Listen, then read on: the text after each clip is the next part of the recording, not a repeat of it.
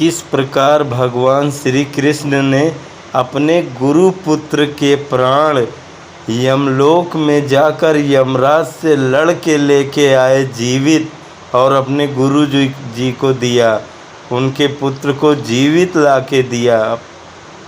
ऐसे भगवान श्री कृष्ण। मेरे प्यारे दोस्तों, मैं लालता मिश्रा और आप सुन रहे हैं परमात्मा के गीत से ये कथा। तो आप अगर हमारे चैनल में अभी नए हैं, अब तक आपने हमारे चैनल को सब्सक्राइब नहीं किया है, तो प्लीज़ आप हमारे चैनल को सब्सक्राइब कर लीजिए। और हम आपको ये कथा सुनाने जा रहे हैं किस प्रकार से भगवान श्री कृष्ण ने अपने गुरु पुत्र को लाके दिया यमराज से लड़के। भगवान श्री कृष्ण जब पढ़ते थे उज्जैनी में सांदीपनी मुनि के आश्रम में पढ़ा करते थे। भगवान श्री कृष्ण और बलराम बड़े भाई दोनों भैया प्रेम से वहाँ पढ़ा करते थे। और जो विद्याएं और सारे शिष्य जो वहाँ गुरुकुल में पढ़ने वाले बालक थे, जो कई सालों में जो विद्याएं ग्रहण करते थे, वो बलराम और श्री कृष्ण ने मात्र 64 विद्याएं 64 दिन में ग्रहण कर ली थी। संदीपनी मुनि के आश्रम में ऐसा कोई भी शिष्य नहीं था इनके सामान्य, इतना ज़्यादा ज्ञानी थे ये दोनों। और रोज़ 64 दिन में 64 विद्याएं ग्रहण कर ली भगवान श्री कृष्ण और ताऊ जी ने।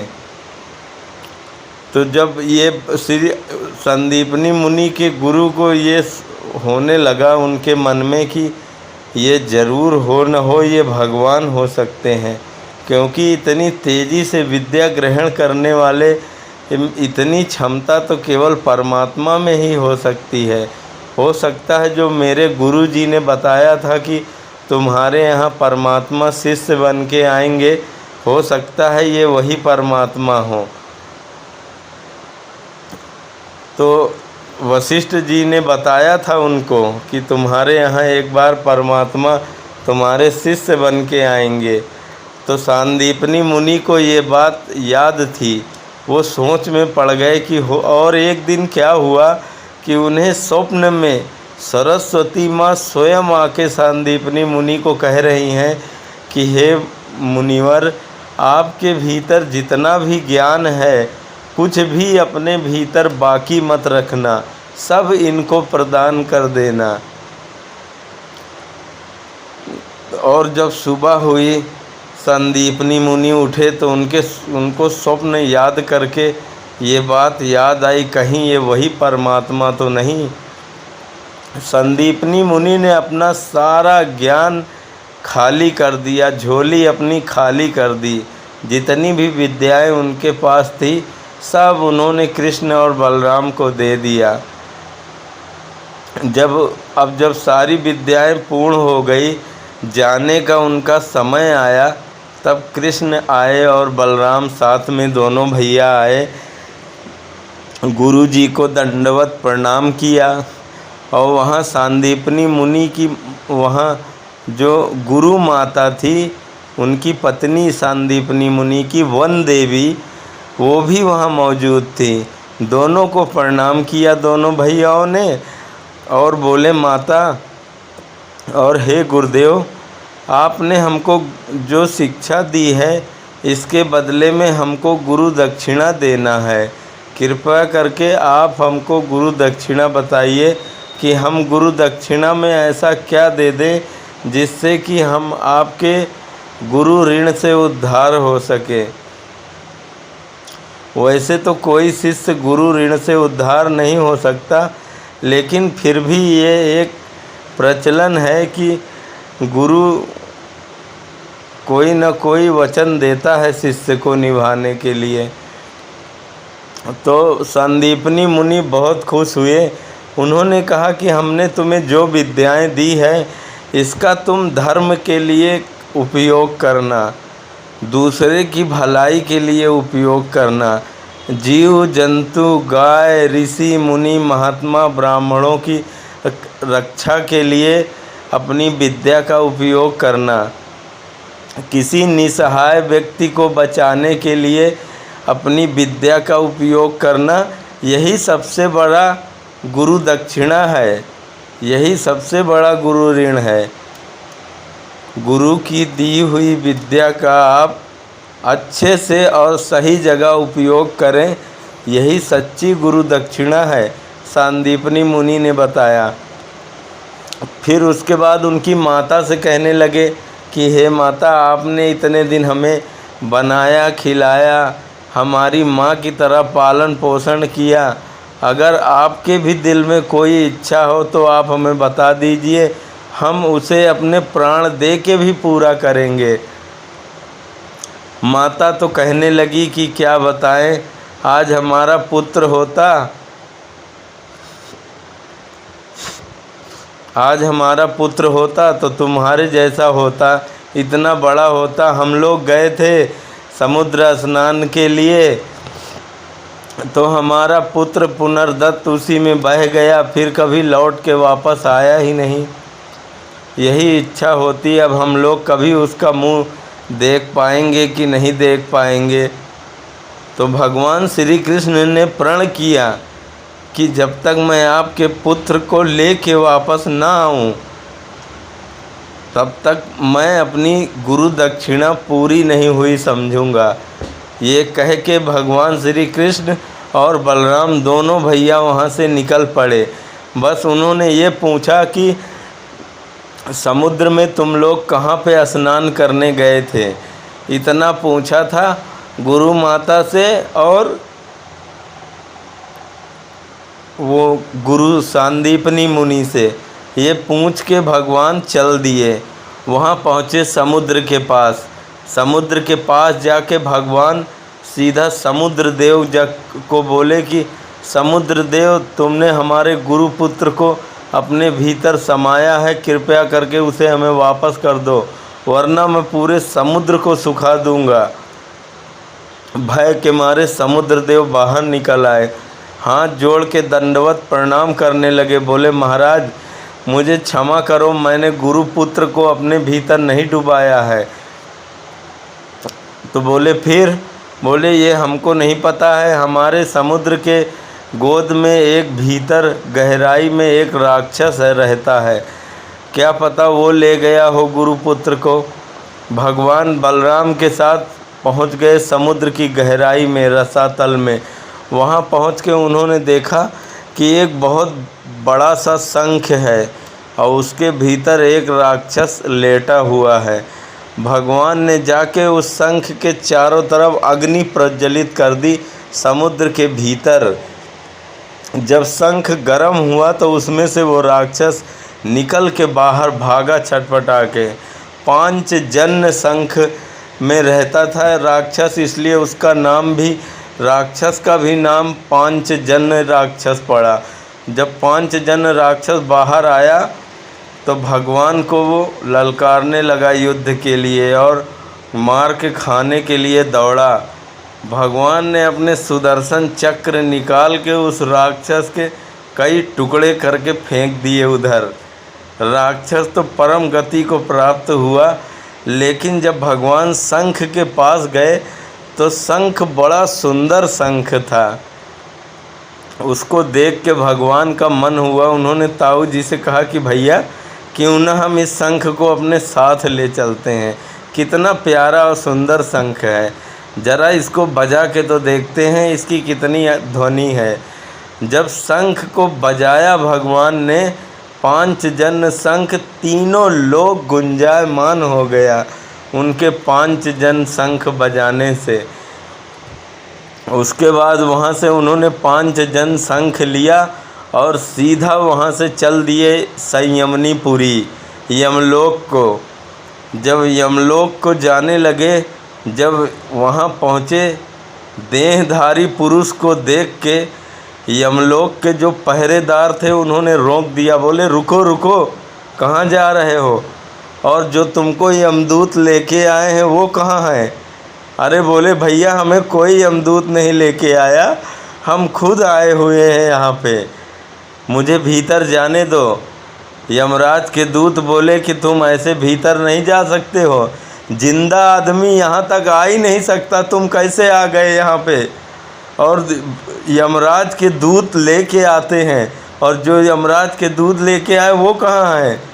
बोले हम अपने आप आए हैं, आप हमको जाने दो भीतर, यमराज से मुझे मिलना है। बोले यमराज से तुम नहीं मिल सकते हो, बिना मरे हुए यमराज से कोई जीवित प्राणी यमराज से नहीं मिल सकता। तो भगवान श्री कृष्ण ने कहा कि भैया अगर ऐसी बात है तो फिर तो हमको मार ही डालो तुम, क्योंकि बिना मरे हुए तो हम यमराज से मिल नहीं सकते, और ज़िंदा तुम हमको जाने नहीं दे रहे हो, तो एक काम करो तुम हमको मार डालो। तो वो बोला कि क्या बात कर रहे हो तुम, जिस व्यक्ति की आयु पूरी होती है वही मर के आता है, यहाँ दूसरा आदमी नहीं मर के आता। तो बोले कि फिर यमराज जी को ही बाहर बुला दो। बोले यमराज जी का दर्शन ऐसे नहीं होता। बोले तो ठीक है, फिर मैं ही बुला लेता हूँ यमराज जी को। भगवान श्री कृष्ण ने अपना 5 जन शंख उठाया, और जैसे ही शंख बजाया कि पूरी संयमनी पुरी एकदम डमरू की तरह डम डम डम डम हिलने लगी, बजने लगी चारों तरफ से। पूरा यमलोक हिलने लगा, कांपने लगा। जितने भी उसके भीतर आदमी थे, काम करने वाले थे, जितना यमराज, जितने चित्रगुप्त, इंद्रगुप्त, सारे हिलने लगे। उसके भीतर कोई एक जगह खड़ा न रह पा रहा था। यमराज ने क्या किया कि अपना यमदंड फेंक दिया। बोला ये कौन दुष्ट है जो हमारी संयमनी पुरी को हिला रहा है। उन्होंने अपना तुरंत यमदंड फेंक के मारा। जैसे ही यमदंड बाहर आया, उसने भगवान श्री कृष्ण की चारों तरफ परिक्रमा लगाई और वापस लौट के गया, यमराज के चरणों में गिर पड़ा। अब तो यमराज खड़े हो गए अपने सिंहासन से। बोले जो हमारे यमदंड को निस्तेज कर दे, प्राणहीन कर दे, ये तो ज़रूर कोई बहुत ही ऊंचा देवता ही होगा, कोई परमात्मा ही होंगे। यमराज भागता हुआ आया, पैरों में जूता न चप्पल न गमछा, कुछ भी नहीं लिया, भागता हुआ आया नंगे पांव। भगवान को देखा तो उनके चरणों में गिर पड़ा यमराज, क्योंकि यमराज ही तो धर्मराज हैं। 12 भागवतों में पहला नंबर भगवान धर्मराज का ही आता है। भगवान श्री हरि नारायण के परम भक्त हैं धर्मराज। जब पापियों को ये यमराज के रूप में दिखाई देते हैं, और लेकिन जो धर्मात्मा है, पुण्यात्मा है, उनको यही यमराज धर्मराज के रूप में दिखाई देते हैं। ये वो 12 भागवतों में सबसे बड़े भागवत भगवान श्री हरि के भक्त हैं। इन्होंने जब भगवान को देखा तो उनके चरणों में गिर पड़े और बोले अहो भाग्य भगवान, धन्य भाग हमारे जो आप हमारे घर पधारे। बताओ प्रभु क्या सेवा हमारे लिए। भगवान ने कहा कि हमारे गुरुपुत्र को, हमारा गुरुपुत्र इस समय अपने कर्म योनि अनुसार जिस भी योनि में हो, जहाँ पर भी हो, उसको तुरंत लाके हमें दो। यमराज बोले कि प्रभु हम तो केवल आत्मा लाने ले जाने का काम करते हैं, शरीर तो हम बना नहीं पाते। भगवान ने कहा कोई बात नहीं, तुम आत्मा ही लाके हमें दे दो, शरीर हम बना लेंगे। और यमराज ने तुरंत तत्काल वो आत्मा वहीं पे खड़े खड़े उनके गुरुपुत्र पुनर्दत्त की आत्मा वहीं मंगवा ली, और वो आत्मा उठा के भगवान श्री कृष्ण को सौंप दिया और बोले ये लो प्रभु, जितना मैं कर सकता था उतना मैंने कर दिया। लेकिन भगवान श्री कृष्ण तो परम योगियों के भी योगी हैं। उन्होंने सांख्य योग विधि के द्वारा एक पुनर्दत्त का वैसा ही शरीर का निर्माण किया और उसमें आत्मा का प्रवेश करा दिया, और चेतना के रूप में भगवान नारायण ही सबके भीतर चेतना के रूप में विराजमान हैं। जैसे ही चेतना के रूप में पुनर्दत्त के भीतर भगवान ने एक कण के रूप में प्रवेश किया, वैसे ही पुनर्दत्त तुरंत जीवित हो गया और खड़ा होके एकदम वही बोलने लगा जो उसने इसी शरीर को जिस अवस्था में छोड़ा था। जैसे ही वो शरीर धारण हुआ एकदम वही माँ पिताजी ऐसे ही आवाज़ लगाते हुए खड़ा होके ज़ोर से इधर उधर भागने लगा। और उसके पहले जिस योनि में था वो सब चीज़ें भूल गया। वो तो भगवान श्री कृष्ण ने जो शरीर बनाया, जो चेतना प्रवेश करी, जहाँ से उसका जीवन समाप्त हुआ था वहीं से फिर प्रारंभ हो गया उसका जीवन पुनर्दत्त का। और पुनर्दत्त को लेके भगवान संयमनीपुरी से जब वापस आए उज्जैन महाकालेश्वर की भूमि में, अपने गुरु आश्रम में, सांदीपनी मुनि के आश्रम में, दूर से ही बालकों ने देखा, अरे ये तो गुरु पुत्र है, ये तो पुनर्दत्त है। सारे भागे भागे बालक आए, गुरु जी को बताया, गुरु जी चमत्कार हो गया।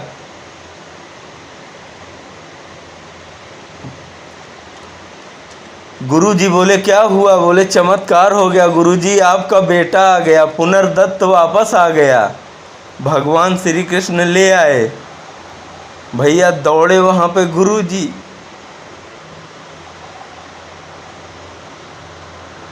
और गुरुजी की जो पत्नी थी वन देवी, उनकी माँ भागी, दोनों लोगों ने देखा, अरे वही सेम पुनर्दत्त, वैसा ही रूप, वैसे ही चेहरा, वैसे ही चाल। दौड़ के जाके गले लगा लिया।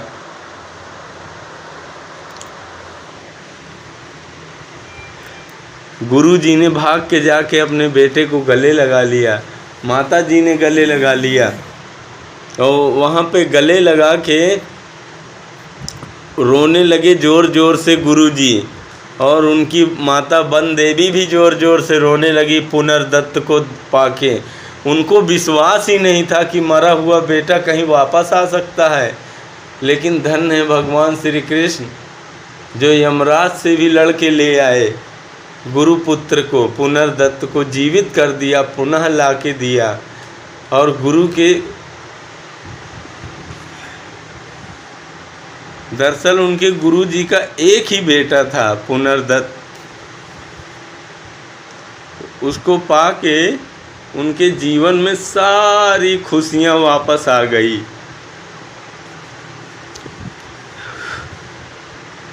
अब तो वन देवी का खुशी का ठिकाना नहीं रहा, वाह वाह करने लगी, भगवान श्री कृष्ण को गले लगा लिया। और इस तरह से भगवान श्री कृष्ण और बलराम ने अपने गुरु दक्षिणा के रूप में अपने गुरु पुत्र को वापस जीवित करके ला के दिया। और फिर ऐसे ही वो फिर अपने गुरु माँ से विदा लेके भगवान वापस मथुरा लौट के आए। मेरे प्यारे दोस्तों, आगे और ऐसी कथा सुनने के लिए आप हमारे चैनल को सब्सक्राइब कर सकते हैं। और हम फिर मिलेंगे आपको अगले वीडियो में। तब तक के लिए जय श्री राधे कृष्ण।